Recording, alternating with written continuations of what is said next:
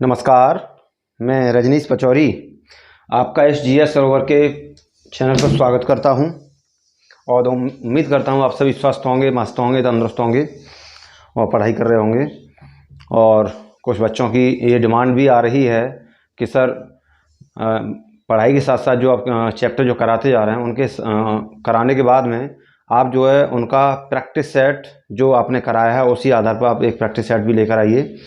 तो बहुत ही जल्दी वो प्रैक्टिस सेट भी मैं लाने वाला हूँ, काम चल रहा है उस पर। और प्रैक्टिस सेट जो पोर्शन मैंने आपसे आपका जो प्रारंभ किया था भारत का संवैधानिक विकास, वहाँ से हम बात करना चालू किया था। तो पहली क्लास से जैसे हम धीरे धीरे करते आ रहे हैं उसी हिसाब से आपका प्रैक्टिस सेट आपके सामने उपस्थित होगा। कोई भी क्वेश्चन नहीं छूटेगा जितना आपने किया है उसमें से।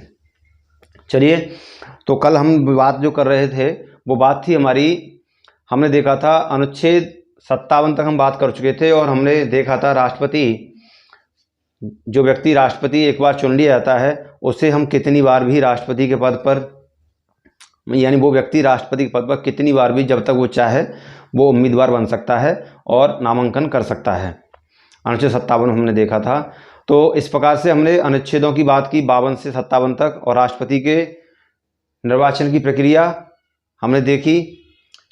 और भारत का एक राष्ट्रपति होगा, निर्वाचन किस प्रकार से होगा, ये सारी चीज़ हमने देखी। आज हम देखने जा रहे हैं भाग 5 में, वही है राष्ट्रपति के पद की जो बात चल रही है उसमें अनुच्छेद 58 आर्टिकल 58 की बात जो चल रही है उसमें हम देखेंगे क्या क्या राष्ट्रपति पद की अर्हताएं क्या होती हैं। अर्हता मतलब योग्यताएं क्या होती हैं। एक व्यक्ति राष्ट्रपति के पद पर जब चुनाव के लिए वो तैयार होता है तो उसकी क्या योग्यताएं होनी चाहिए वो हम देखते हैं। और अभी आपने देखा है, अभी देश की नई राष्ट्रपति द्रौपदी मुर्मू जी अभी देश की राष्ट्रपति बनी हैं, तो उनकी क्या योग्यताएं देखी गई होंगी जब उन्हें इस पद के लिए उम्मीदवार बनाया गया। तो देखते हैं। पहला तो यह है कि जो व्यक्ति राष्ट्रपति का पद के लिए जो अपना नामांकन करता है वह भारत का नागरिक हो। क्या हो? भारत का नागरिक हो, पहला। दूसरा, 35 वर्ष की उम्र पूरी कर चुका हो, 35 वर्ष की आयु,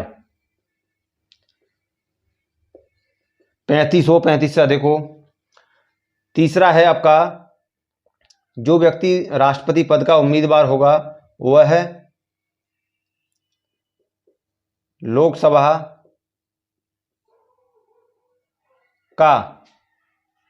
का सदस्य बनने की योग्यता रखता हो।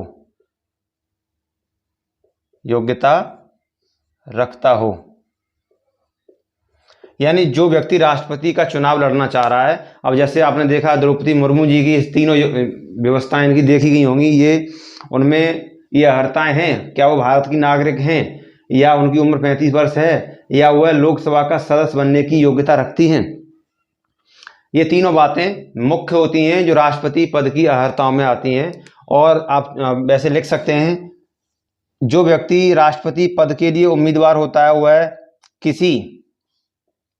वह किसी लाभ के पद पर न हो, लाभ के पद पर न हो। लाभ का पद क्या है वो आप देख लेंगे। किसी भी सरकार या केंद्र सरकार के अंडर में, किसी भी अधिकारी के अंडर में कोई पद, यानी उसका कोई सरकारी पद न हो, किसी भी सरकारी पद पर न हो। लेकिन उसमें 2-3 चीजें छोड़ दी गई हैं।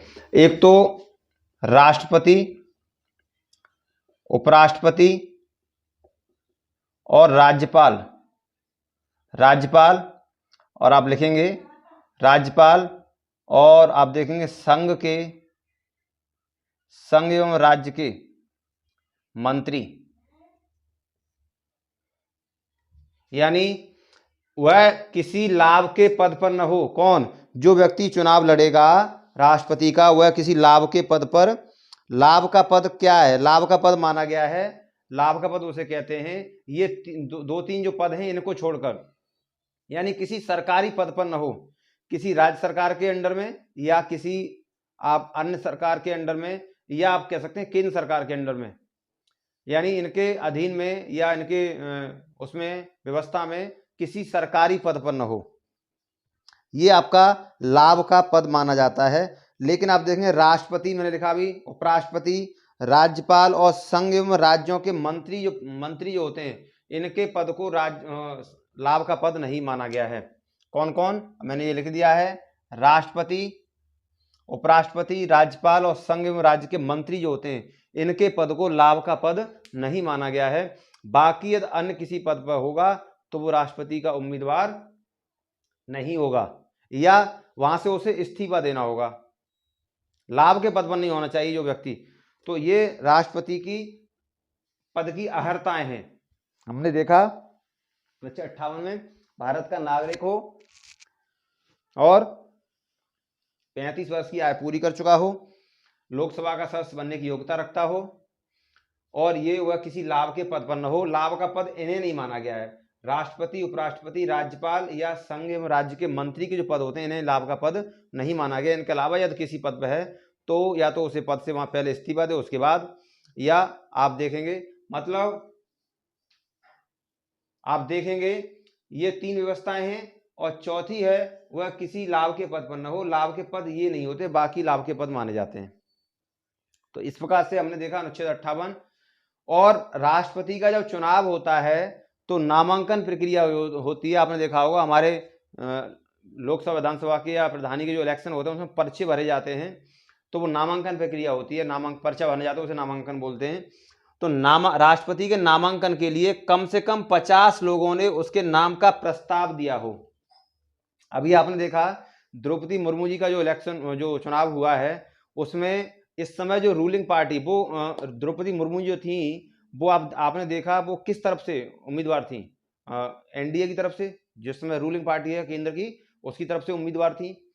तो उनकी तरफ से, किसकी तरफ से, एनडीए की तरफ से, यानी जो केंद्र सरकार है, भाजपा सरकार, उनकी तरफ से 50 लोगों ने उनके नाम का प्रस्ताव रखा हो कि ये राष्ट्रपति का उम्मीदवार हमारा होगा। दूसरा, और 50 लोगों ने उनके नाम का अनुमोदन किया। अनुमोदन का मतलब स्वीकार किया हो, सहमति दी हो, अपना सहयोग दिया हो, बोला हाँ ये ठीक है। यानी 50 लोग नामांकन के लिए प्रस्ताव दिया हो और 50 लोगों ने उनके नाम का अनुमोदन किया हो। अनुमोदन का मतलब स्वीकृति दी हो, बोला हाँ ठीक, हम एग्री हैं। तो इस प्रकार से राष्ट्रपति के पद का नामांकन जो भी व्यक्ति होगा, ये नहीं कि अभी जो द्रौपदी मुर्मू जी जो बनी है इन्हीं के लिए होगा। अभी आपने देखा विपक्ष का भी था, कांग्रेस या अन्य जो दल थे, सहयोगी दल, उन्होंने अपने उम्मीदवार जो खड़ा किया था, वहां भी यही व्यवस्था थी। 50 लोगों ने नामांकन का प्रस्ताव दिया होगा और 50 लोगों ने उनके नाम का अनुमोदन किया होगा, स्वीकृति दी होगी, बोला हाँ ये इस पद के लायक हैं और ठीक है, हम सहमत हैं। तो ये होता है अनुमोदन। ये होना चाहिए, तभी उस व्यक्ति का नामांकन भरा जाएगा। अच्छा, एक चीज और है यहाँ पर, आप देखेंगे ये व्यवस्था जो है 50 लोगों का नाम का प्रस्ताव और 50 लोगों का अनुमोदन, ये आप देखेंगे 1997 से पहले नहीं था। ये व्यवस्था 1997 से पहले नहीं थी। 1997 से पहले आप देखेंगे 10-10 का था। क्या था? 10 लोगों का। अभी यहाँ पर जो है 50 लोगों ने उनके नाम का प्रस्ताव रखा हो और 50 ने अनुमोदन किया हो। लेकिन 1997 के बाद में ये 50 किया गया है। 1997 से पहले व्यवस्था क्या थी कि उनके नामांकन के लिए कम से कम 10 लोगों ने प्रस्ताव रखा हो और 10 लोगों ने ही अनुमोदन किया हो। तो ये क्वेश्चन बन सकता है कि राष्ट्रपति के नामांकन के लिए 50 लोगों का प्रस्ताव और 50 लोगों का अनुमोदन कब स्वीकार किया गया? तो 1997 में। उससे पहले कितना था? तो 10-10 था। तीसरा, इसमें और क्या है, जो व्यक्ति राष्ट्रपति के पद का उम्मीदवार होगा, जो नामांकन भरेगा, उसे इस समय 15,000 रुपये, कितने? 15,000 रुपये जमानत राशि के रूप में या तो आरबीआई के खाते में जमा करने होंगे या किसी सरकारी खजाने में जमा करने होंगे। अब इस समय द्रौपदी मुर्मू जो राष्ट्रपति बनी है, इन्होंने जब ये नामांकन भरा गया उसके बाद इन्होंने 15,000 रुपये या तो आरबीआई के अकाउंट में जमा किए होंगे या आप कह सकते हैं सरकारी खजाने में, जो भारत सरकार का जो खजाना होता है उसमें जमा किए होंगे 15,000 रुपये। लेकिन 1997 से पहले ये 15,000 रुपये नहीं थे। इनके नामांकन की जमानत राशि जो थी वो 2500 रुपये थी, 2,500 रुपये। दोनों के लिए। राष्ट्रपति के लिए आपने देखा 1997 से पहले इनकी जो जमानत राशि जो थी वो 2500 रुपये, 2500 रुपये थी, लेकिन 1997 के बाद में ये जमानत राशि 15,000 रुपये कर दी गई है। तो ये था, और ये पहले 1997 10-10 था, अब जो 50 कर दिया गया है। जमानत राशि क्या होता है, अब आप देखेंगे 15,000 रुपये जो जमा इसमें जो किए जाएंगे सरकारी खजाने में, या आप देखेंगे उसमें आरबीआई में, तो ये यदि जो व्यक्ति उम्मीदवार जो खड़ा हुआ है, उम्मीदवार जो खड़ा हुआ है उसे कम से कम 15,000 रुपये कब की गई, 1997 के बाद इसी संशोधन करके और कर दिया। उससे पहले ये 2,500 रुपये थी, 1997 के बाद ये 50-50 कर दिया, उससे पहले 10-10 थे।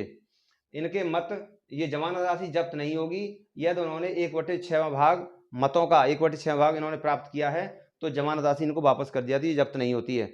और यदि इतना वोट बैंक मतलब मत नहीं मिला है किसी व्यक्ति को, उम्मीदवार को, तो उसकी जमानत राशि जो होती है 15,000 रुपये वो जब्त कर ली जाती है।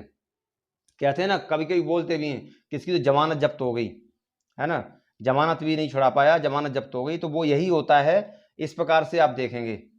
तो हमने इसमें क्या देखा, अनुच्छेद 58 में अभी हमने देखा कि बात चल रही थी, इसके 3 अर्हताएं, और चौथी ये थी लाभ का पद न हो। और लाभ के पद पे आपने देखा राष्ट्रपति, उपराष्ट्रपति, राज्यपाल या संघ एवं राज्य के जो मंत्री के पद होते हैं वो लाभ के पद नहीं माने जाते। तीसरा आपने देखा क्या, हमने बताया अभी आपको, नामांकन के लिए कम से कम 50 लोगों का प्रस्ताव और 50 लोगों का अनुमोदन होना चाहिए, जो 1997 से पहले 10-10 था।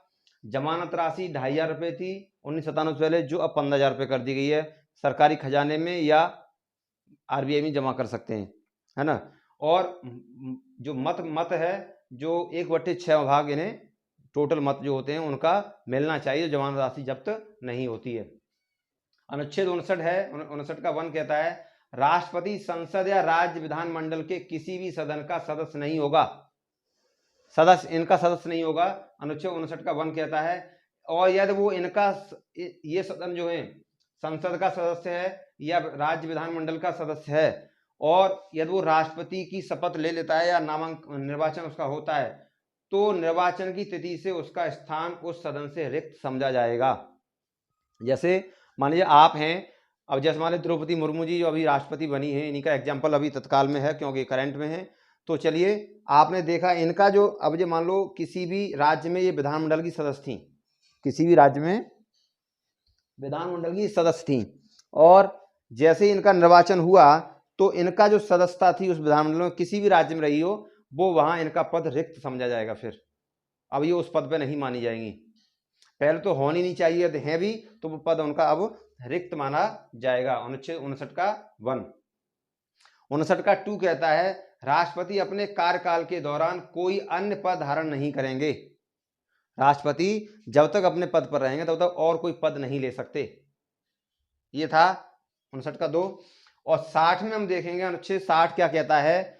इसमें अनुच्छेद 60 में आप देखेंगे उनके शपथ से संबंधित बात कही गई है। देखिए, राष्ट्रपति जी शपथ जो लेते हैं, अभी आपने देखा द्रौपदी मुर्मू जी ने शपथ ली 25 जुलाई को शपथ हुई थी उनकी। तो आपने देखा शपथ में क्या शब्द जो बोले जाते हैं राष्ट्रपति जी के द्वारा, वो देखेंगे। पहला है, मैं श्रद्धा पूर्वक राष्ट्रपति पद का कार्य पालन करूंगा। श्रद्धा पूर्वक करूंगा यानी श्रद्धा से, कोई इसमें भेदभाव या हीला हवाली या लापरवाही नहीं। दूसरा है, 60 का ही दूसरा है, संविधान और विधि का संरक्षण, प्रतिरक्षण और परिरक्षण करूंगा, यानी संविधान का पालन करूंगा, पूरा संविधान की सुरक्षा करूंगा, है ना, संरक्षण। तीसरा है, भारत की जनता की सेवा और कल्याण में निरत रहूंगा, यानी जब ये शपथ जब ली जाती है उसके बाद ये 3 बातें तो मुख्य रूप से राष्ट्रपति जी द्वारा बोली जाती हैं। बाकी जो व्यवस्थाएं होती हैं वो राष्ट्रपति का पूरा, जब शपथ लेते हैं तो पूरा खर्चा उन्हें मिलता है और बोलते हैं, आपने देखा है शपथ लेते हुए दिखाते भी हैं कभी कभी लाइव टेलीकास्ट में। तो ये 3 बातें मुख्य होती हैं। पहला, मैं श्रद्धापूर्वक राष्ट्रपति पद का कार्य पालन करूंगा, यानी ये पद जो मुझे दिया गया है, जो मुझे कार्य दिया है उसका पालन करूंगा। दूसरा, संविधान और विधि का संरक्षण, यानी संविधान का पालन करूंगा, संविधान की सुरक्षा के लिए तत्पर रहूंगा, और विधि जो कानून होगी उसका संरक्षण करूंगा, प्रतिरक्षण और परिरक्षण करूंगा। भारत की जनता की सेवा के लिए तत्पर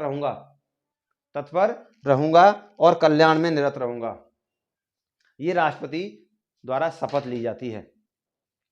तो हम क्या देखेंगे, अनुच्छेद 58 में राष्ट्रपति पद की अर्हताएं, योग्यताएं, कि राष्ट्रपति होगा तो उसकी क्या योग्यताएं होनी चाहिए, ये हमने देखा। और नामांकन हमने देखा, इससे क्वेश्चन आते हैं, यहाँ से भी क्वेश्चन बनते हैं।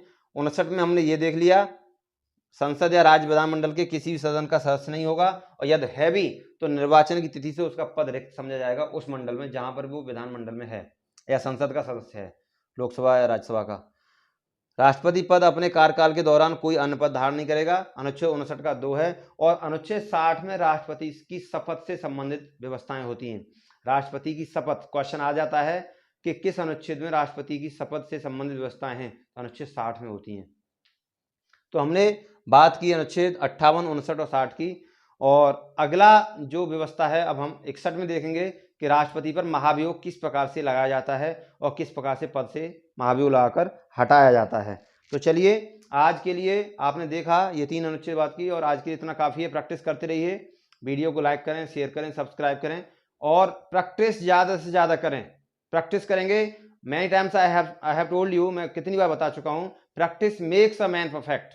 प्रैक्टिस करते रहिए, और जो मैं कराता जा रहा हूँ उस पर आपका एक सेट, प्रैक्टिस सेट जितना मैं कराऊंगा उतना मैं आपको देता जाऊंगा, और आप प्रैक्टिस लगाते रहिए। फिर देखते हैं क्वेश्चन कैसे छूटता है संविधान से। चलिए, तो आज के लिए इतना काफ़ी है। अगले टॉपिक के साथ फिर हम मुलाकात करते हैं, तब तक के लिए विदा लेते हैं। नमस्कार।